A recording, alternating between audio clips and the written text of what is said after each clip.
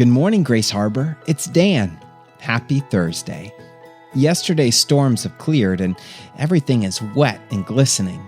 In a way, it makes the world look shiny and new. Since we were basically trapped inside all day yesterday, I decided to get up early and go for a walk down to the coffee shop.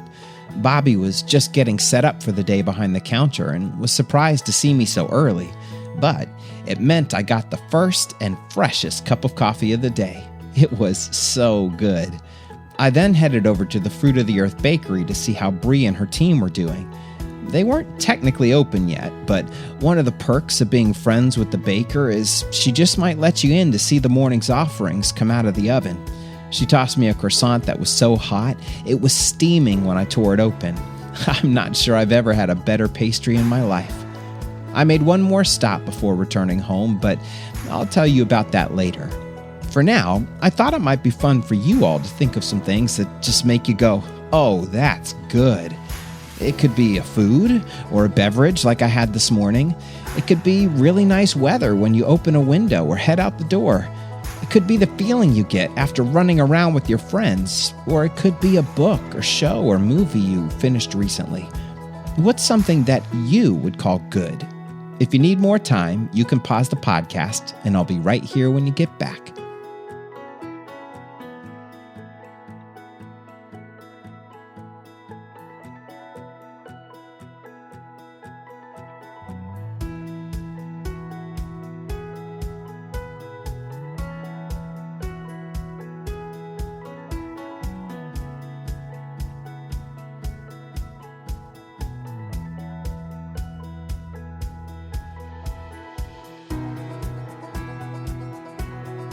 We're in the middle of a series about the fruit of the Spirit, and today's fruit is goodness. And the concept of good and stuff being good is all over the Bible, but especially at the beginning. On the very first pages of the Bible, there's a poem that tells the story of when God made everything. The way the story goes, over the course of a week, God creates everything from light and dark to the sun, moon, and stars, to the land and plants and animals. God does a little bit each day, and at the end of each day, God looks at the new stuff and says, oh yeah, that's good. Okay, so that might be my way of saying it, but God literally called everything good.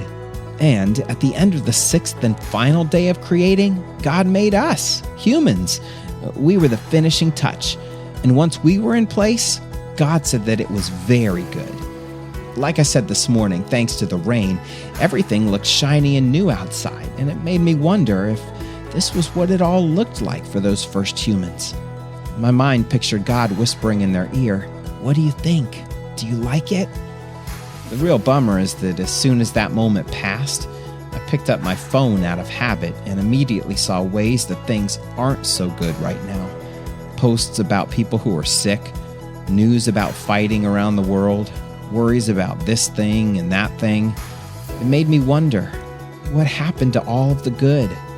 But then I saw my empty coffee cup on the counter. That coffee was really good, and it was made by someone who is a really good friend. I thought of the team at the bakery who'd been there for hours, even by the time I swung by, to be sure they could feed and delight our town. That's good. And then I remembered the last stop I made on my early morning walk, the pond at the village green.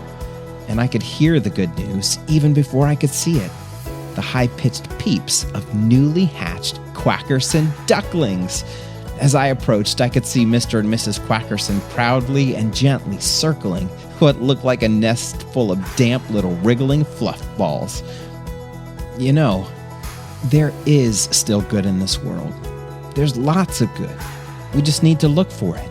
We need to have the eyes to see it. And I think it's so important that we do this because it can be easy to get distracted by all of the stuff that isn't good. But here's the thing. Some of the good stuff is stuff that God surprises us with, like new ducklings or a beautiful sunrise. But a lot of the good is also the result of what we do with God's blessings. When we let God grow the fruit of goodness in our lives, that goodness overflows into the world. We make good food. We form friendships. We help those in need. We create beautiful works of art. We tell funny jokes. We point out the good to each other, especially when it's hard to see. And we live the kind of lives God made us to live. Okay, let's close in prayer. If you want to, you can close your eyes and fold your hands. Dear God, we thank you for this good day. We thank you that even bad days are full of good if we have eyes to see it. And especially when it seems like we can't find much good around us, help us remember that we can put some good into the world because you're growing it inside of us each day. Amen. Okay, Grace Harbor, have a good Thursday, and I'll report back more on our new ducklings tomorrow.